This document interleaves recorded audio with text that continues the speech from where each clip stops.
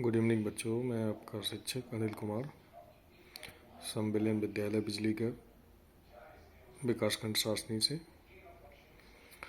आपकी सेवा में एक बार फिर हाजिर हूँ। हालांकि मैंने अटल आवासीय विद्यालय प्रवेश परीक्षा कक्षा 9 में प्रवेश पाने वाले बच्चों के लिए विज्ञान का कोर्स समाप्त कर दिया है, फिर भी कोई कमी ना रह जाए इसलिए मैं और टॉपिक्स पर छोटे छोटे क्वेश्चंस का वीडियो भेजता रहूँगा जिन्हें आप पढ़ते रहें। और जल्द ही हम आपकी टेस्ट सीरीज शुरू कराने जा रहे हैं बच्चों, तो आप पूरा मन लगा के पढ़ें। तो आइए आज हम देखते हैं विज्ञान विषय में संबंधित वायु से कुछ परीक्षा उपयोगी प्रश्न जो कि परीक्षा में अक्सर आते हैं। पहला क्वेश्चन देखते हैं, वायुमंडल में पाए जाने वाली गैसों का प्रतिशत के आधार पर सही अवरोही क्रम कौन सा है बच्चों, माने ज़्यादा से कम के क्रम में कौन कौन सी गैसें हैं बच्चों। तो आप देखते हैं नाइट्रोजन 78%, उससे कम ऑक्सीजन 21%, उससे कम ऑर्गन 0.93% और उससे कम कार्बन डाइऑक्साइड गैस 0.0002%।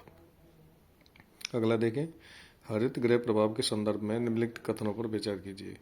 तो जो बच्चे अटल आवासीय विद्यालय प्रवेश परीक्षा देंगे उनको इसी तरह के प्रश्न देखने को मिलेंगे जिसमें कथन दिए होंगे, उसके बाद उनकी व्याख्या और उसके बाद में विकल्प। आर्गन गैस वायुमंडल में फैलकर पृथ्वी से विकिरित ऊष्मा को पृथ्वी पर रोककर ग्रीन हाउस प्रभाव पैदा करती है बच्चों। दूसरा कथन है, जब कार के धुएं से वायुमंडल में कार्बन का स्तर बढ़ता है तब इस ऊष्मा के द्वारा पृथ्वी का तापमान बढ़ता है, इसे भूमंडलीय तापन कहते हैं। तो यहाँ देखेंगे बच्चों कि जैसा कि मैं पहले बता चुका हूँ कि पिछले क्वेश्चन में हमने देखा था कि आर्गन का प्रतिशत जो है 0.93% है। तो आर्गन गैस वायुमंडल फैलकर पृथ्वी से विकिरित ऊष्मा को पृथ्वी पर रोककर ग्रीन हाउस गैस पैदा करती है, ग्रीन हाउस प्रभाव पैदा करती है। गलत है बच्चों, यह काम कार्बन डाइऑक्साइड गैस करती है।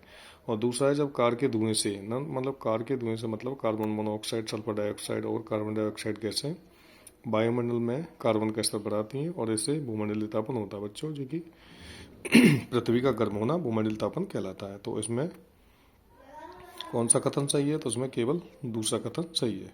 अगला क्वेश्चन देखते हैं, मौसम से संबंधित सभी घटनाएं जैसे कि वर्षा, कोहरा तथा ओलावृष्टि वायुमंडल की किस परत में होती हैं बच्चों।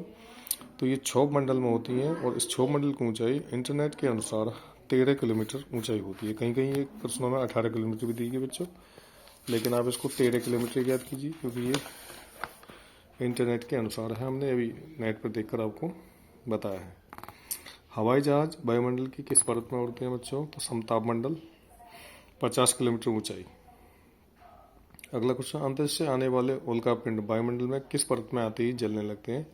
तो मेसोस्फीयर या मध्य मंडल में आते ही उल्कापिंड बच्चों तारों के टूटे हुए पिंड होते हैं जो पृथ्वी की सतह पर नीचे आने पर जलने लगते हैं और मध्य मंडल में आते ही वो जलने लगते हैं। कौन से कथन सत्य हैं या कौन सा कथन सत्य है, अगर दोनों सही है तो कौन से और एक सही है तो कौन सा।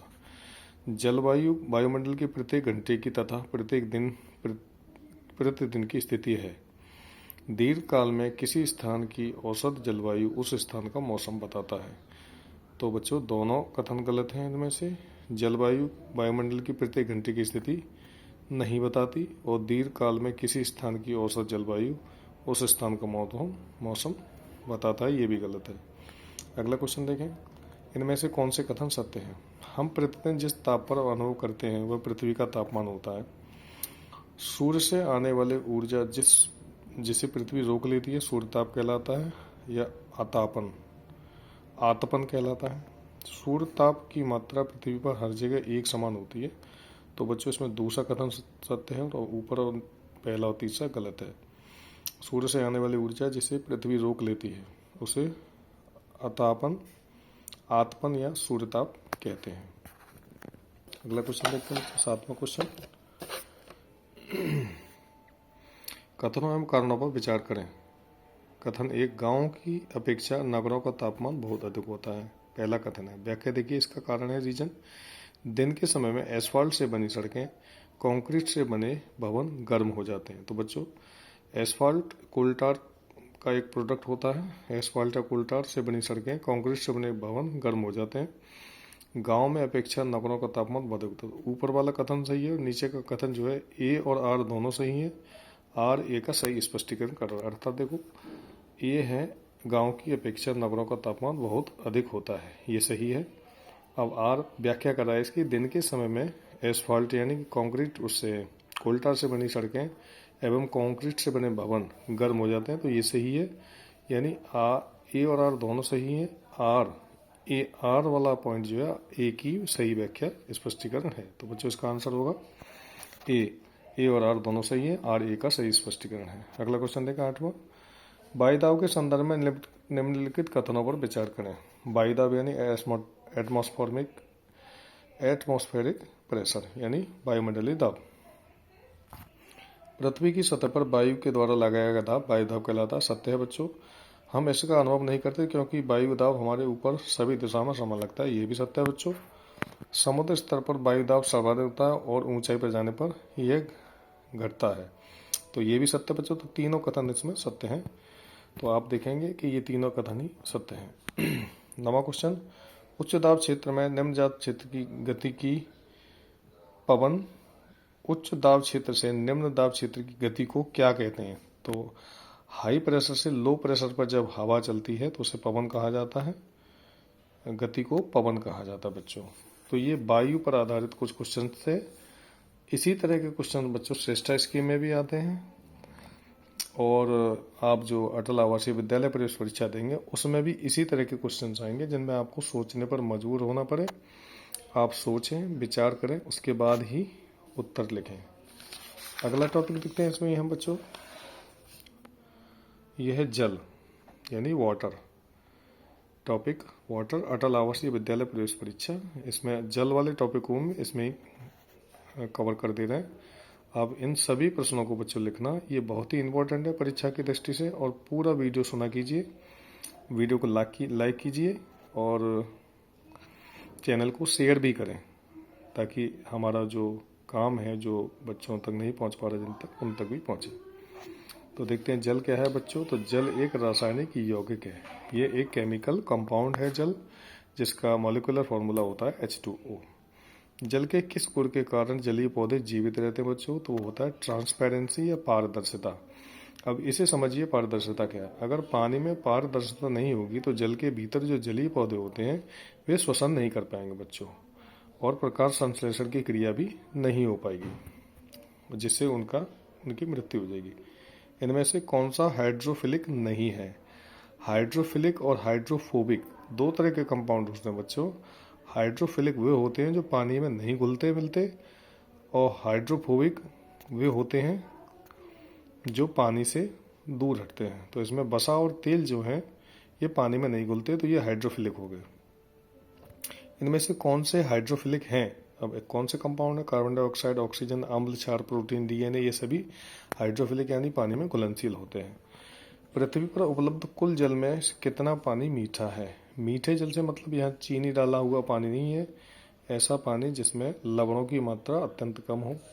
वो 2.7% बचा है बच्चों। जैसा कि हम कहते आ रहे हैं कि 3% पानी धरती पर पीने योग्य है, तो वो 2.7% ही है। क्वेश्चन नंबर 6, सभी ज्ञात पदार्थों में किसके बाद पानी में दूसरे स्थान पर उच्चतम विशिष्ट ताप क्षमता होती है। देखो पूरी भाषा पढ़ के भाषा से क्वेश्चंस को उलझाया जाता है, तो आप ध्यान से पढ़ें।